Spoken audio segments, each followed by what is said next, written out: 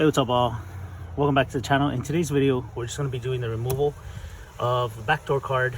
Now, what I'm going to be doing today is just showing you all how to remove it, and that's pretty much it. So first things first, you'll be using a pick, small little pick.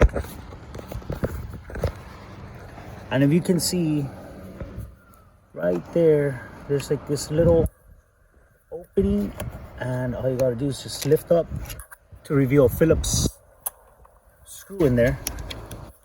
This is what comes off.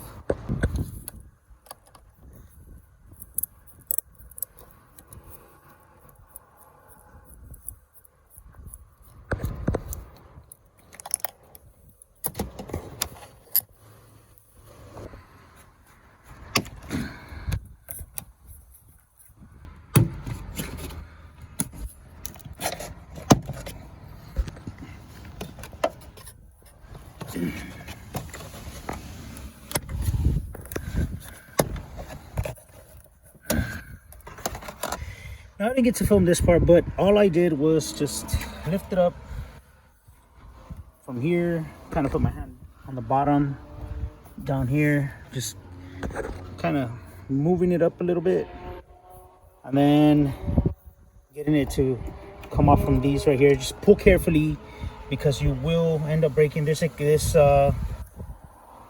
see this right here? If you don't do it properly, it'll break. Now, mine had previous damage. I've never taken this door panel off. This is my first time actually removing this panel, but it does have some little bit of damage here, so you know, we'll hopefully adjust that. But anyway, this is how basically you take off the door panel.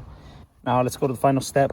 So all you do is just pass this door handle there, and then here you have some connectors, and all you have to do is just disconnect there, disconnect the light one down here, and disconnect this one right here, which is your fan.